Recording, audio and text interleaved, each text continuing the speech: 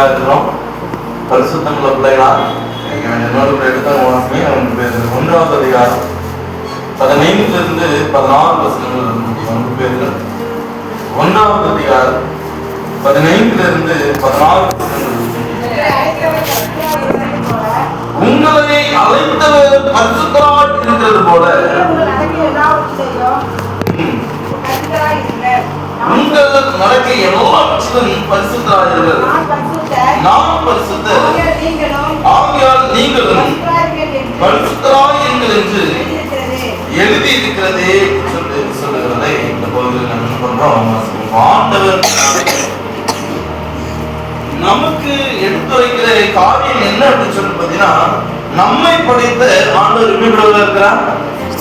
பரிசுத்தரா இருக்கிறார். ஆகவே அவரை பின்பற்றுகிற அவருடைய பிள்ளைகளாக நாம் எப்படிப்பட்ட பிள்ளைகளா இருக்கணும்? பரிசுத்தரா இருக்க வேண்டும் சொல்லுகிறதை பார்க்கணும். பரிசுத்தம்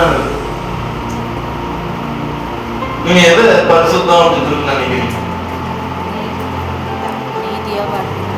குளிச்சு பவுடர் பூசி நல்ல புத்தாடைகளை அணிந்து நல்ல வாசனைமிக்க திரவியங்களை பூசி கொண்டு எல்லாருடைய பார்வையிலும் நான் தான் எப்படி இருக்கிறேன், அழகா இருக்கிறேன், பளபளப்பா இருக்கிறேன், சந்தோஷமா இருக்கிறேன், மகிழ்ச்சியா இருக்கிறேன் அப்படிங்கிறது காட்டுறது தான் பரிசுத்தமா.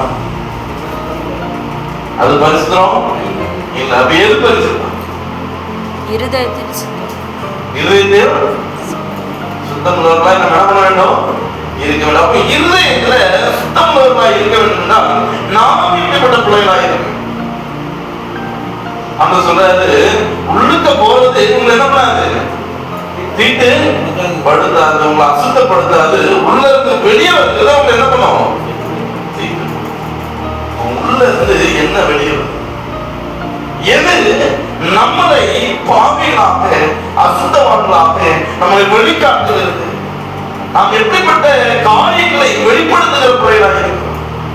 அடுத்து பாத்தீங்கன்னா, நம்முடைய அபயங்களிலே மிகவும் சிறிய ஒரு அபயம் அப்படின்னா என்ன அபயம்? இந்த நாவ் அப்படிதானே. ஆனா இந்த நாவானது என்ன பண்ணிருமா? நம்முடைய ஆயுள் சக்கரத்தையே கொளுத்தி போட்டுறோம் அப்படின்னு சொல்லுகிறதை இருப்பாங்க. அப்ப நமக்கு உள்ள இருந்து வெளியே வருகிற வார்த்தைகள், காரியங்கள், கிரியைகள், செயல்கள் எல்லாம் எப்படிப்படுது? நம்முடைய ஆயுள் சக்கரத்தை கொளுத்தி போட்டு நாம் பரிசுத்தத்தை இழந்து தவிக்கிற பிள்ளைகளா, நாம் கெட்டு போகிற பிள்ளைகளாக, அசுத்தத்துக்கு ஆளாகிற பிள்ளைகளாக நாம் என்ன பண்றோம்? மாற்றப்படுகிறோம். நம்முடைய தேவன் எப்படிப்படுகிறாய்? அவர் எண்ணங்களிலும் செய்தியிலும் கிரியிலும் காரியங்களும் எல்லாருக்கும் முன்மாதிரியாக என்ன பண்ணாரு? இருந்தார் சொல்லுகிறதை ஆகவே தேவனுடைய பிள்ளைகளாக நாம் ஆண்டவரை போல ஒரு சுத்தராக இருக்க பிரயாசப்படுகிற பிள்ளைகளாக நாம் என்ன பண்ண வேண்டும்? இருக்க வேண்டும். ஆகவே அவர் சொல்றாரு, நான் நீங்க என்ன பண்ணுங்க? பரிசுத்தராக. நமக்கு ரோல் மாடல் யாரு? நமக்கு முன்மாதிரி யார் அப்படின்னு சொல்லி மற்ற நபர்களை பார்க்கக்கூடாது. நம்மை படைத்த ஆண்டவரை நம்ம என்ன பண்ண வேண்டும்? பார்க்க வேண்டும் என்று சொல்லுகிறதை நம்ம எந்தெந்த காலத்துல எல்லாம் பரிசுத்தரா இருக்கணும் அப்படின்னு சொல்லி நான் வாசம் பண்ண எடுத்து வாசிங்க. 1 தெசலோனிக்கேயர் 4வது அதிகாரம் 1 தெசலோனிக்கேயர் 4வது அதிகாரம் 1 தெசலோனிக்கேயர் 4வது அதிகாரம் 3வது வசனம்.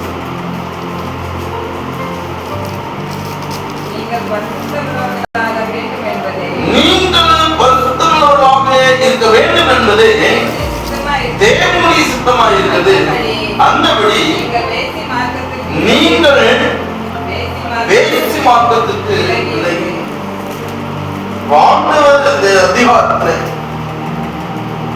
1 முதல் 7 ஆகிய வசனங்களிலே அநேக காரியங்களை நமக்கு இடம் விளக்கி காட்டுகிறார். அதுதான் நம்ம இந்த இடத்துல பார்க்கிறோம். 1 வாசிங்க.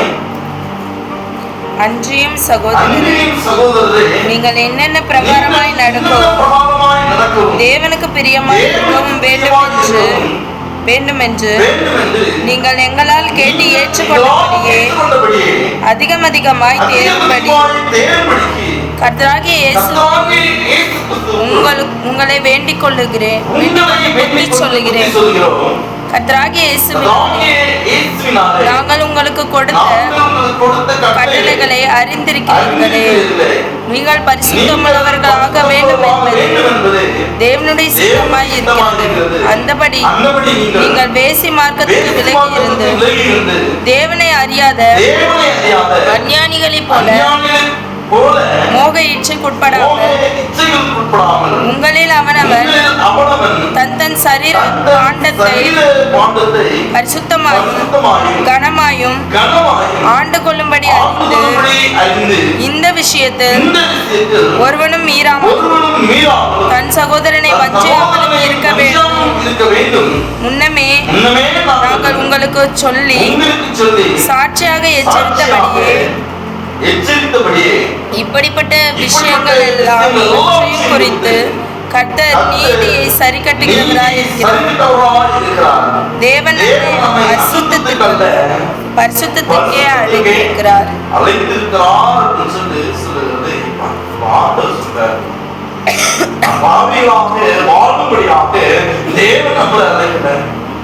அந்த பாவ அடிமைத்தனத்திலிருந்து மீட்டுக் கொள்ளும்படியாக அசுத்தத்துக்கல்ல சுத்தமானதாக மாற்றும்படியாக அதைக்கு நான் என்ன பண்ணேன் வந்தே சொல்லுகிறத இழந்து போனதை தேட ரட்சிக்கிறமே மனுஷகுமாரன் இயேசு கிறிஸ்து உலகத்தில் நடந்தாங்க. பேசித்தனமான அறிவுறுத்தக்கூடிய எல்லா பாவ காரியங்களிலிருந்து வாழ்க்கையிலிருந்து தேவனுடைய பிள்ளைகளை மீட்டு எடுக்கும்படியாக பரிசுத்தத்துக்கு நேராக நடத்தும்படியாக பரிபூர்ணமுள்ள ஜீவனம் பண்ணும்படியாக ஆண்டவருடைய நாளிலே நம்மை அவருடைய பிள்ளைகளாக என்ன பண்றாரு அழைக்கிறார். அதை எப்படி அழைக்கிறார் அப்படின்னு சொல்லிட்டு கர்த்தராகிய இயேசு கிறிஸ்துவினாலே நாங்கள் உங்களுக்கு கொடுத்த கட்டளைகளை அறிந்திருக்கிறீர்கள். எது நம்ம பரிசுத்தமாகிறதுன்னு சொல்லிட்டுன்னா ஆண்டவர் கொடுத்த அந்த கட்டளை, அந்த வார்த்தை, அந்த நியாயப்பிரமாணம் நம்ம என்ன பண்ணுது பரிசுத்தமாகிறது. யாரெல்லாம் அந்த கட்டளைக்கு பிரகாரம் நடக்கிறார்களோ அவர் எல்லோரும் எப்படிப்பட்டவர்களா இருக்கிறாங்க அப்படின்னு சொல்லிட்டீங்கன்னா பரிசுத்தமாக்கப்பட்டிருப்பார்களா, தேவனுடைய நீதியை நியாயத்தை நிலைநாட்டுகிற பிள்ளைகளாக அவர் இருக்கிறார்கள் அப்படின்னு சொல்லுகிறதை நம் கண், நம் காது, நம் கால், நம் வாய் போன்ற எல்லா அமைகளிலும் நாம் எப்படி உள்ள பிள்ளைகளா இருக்கிறோம். நம்ம பார்க்கிறோம் கண் உனக்கு இருக்கிறோம் என்ன பண்ணு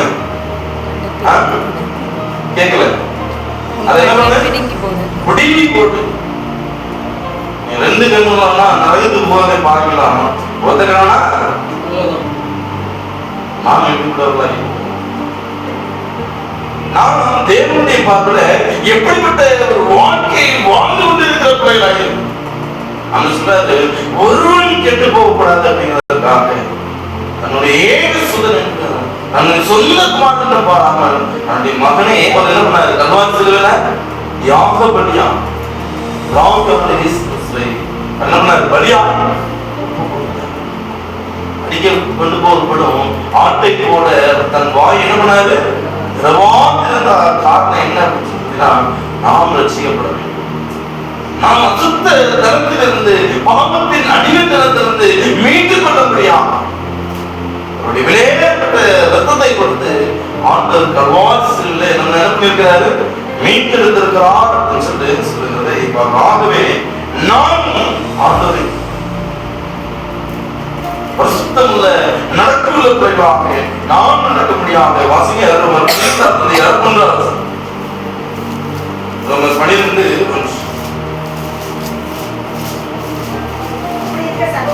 இப்படி இருக்க சகோதரரே நீங்கள் உங்கள் சரீரங்களை பரிசுத்தமும் தேவனுக்கு பிரியமான ஜீவ பலியாக ஒப்புக் கொடுக்க வேண்டும் என்று தேவனுடைய இரக்கங்களை முன்னிட்டு உங்களை கேட்டுக் கொள்கிறேன்.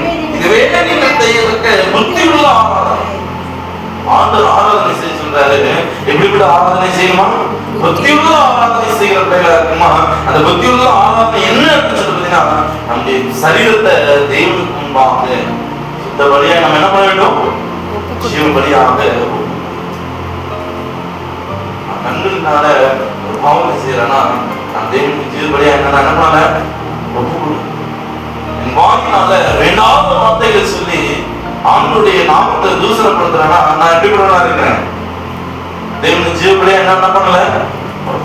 என்னுடைய காரியங்கள் என்னுடைய கிரியைகள் எல்லாம் எப்படிப்பட்ட ஒரு ஆராதனை ஏற்படுகிறதாக ஆண்டவர் சொல்லுகிறாரு, இன்னைக்கு உண்மை நீ ஜீவபடியா என்ன பண்ணுது மகனே நெஞ்சனுக்கு ஆதாயோ சொல்லி ஆண்டவர் கேட்கிறதை நான் பார்க்கிறேன். நாம் எப்படிப்பட்ட பிள்ளைகளாக இருக்கிறோம்? ஆண்டவர் கேட்கும் பொழுது நாம் அவரிடத்துல நம்மை ஒப்பு கொடுக்கிற பிள்ளைகளா, அவருடைய நாம மகிமைக்கென்று நம்மை அவருடைய கருத்துல ஒப்படைக்கிற பிள்ளைகளாக காணப்படுகிறோம். இரண்டாவதாக எழுதாங்க, வாசிங்க யாக்கோபு 4:8. யாக்கோபு 4:8. தேவனிடத்தில் சேருங்கள், அப்பொழுது அவர் உங்களிடத்தில் சேருவார். பாவிகளே, உங்கள் கைகளை சுத்திகரியுங்கள், இருமனம் உள்ளவர்களே, உங்கள் இருதயத்தை பரிசுத்தமாக்குங்கள்.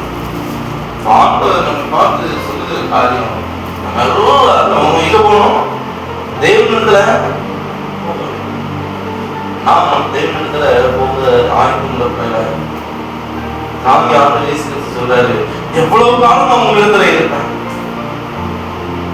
எவ்வளவு காலம் நான் உங்களிடத்துல. சுமார் என்ன பண்ணுவாரு? எடுத்து கொள்ளப்படுவார். இவன் பொழுது என்ன பண்ணேன்? கைவிட்டேன். நான் வந்து ஏற்கனவே இந்த கரங்களால் தன்னுடைய என்ன பண்ணேன்? சேர்த்து கொண்டேன். நான் எப்பொழுதும் ஆண்டு நம் கூட இருப்பாரா அப்படின்னு சொல்லி பாத்தீங்கன்னா, ஆண்டு நம் கூட இருப்பே அப்படின்னு சொல்லி ஒரு வாக்கு என்ன பண்றாரு? எப்பொழுதும் உன்னை கைவிட்டப்பா, ஆனாலும் உன்னை நிரந்தரமா என்ன பண்ண அவன் வந்துட்டு போறது இல்ல, உனக்காக நீ என் கூடவே இருக்கிறதுக்காக என்னுடைய தேசமான அவனிடத்துல என்ன பண்ற பொழுது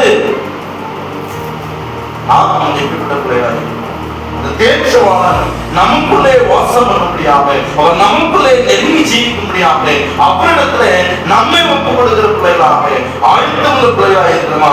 வேதவசனம் சொல்லுது, நீங்கள் தேவனிடத்தில் சேர்ங்கள், அப்பொழுது அவர் உங்களிடத்தில் என்ன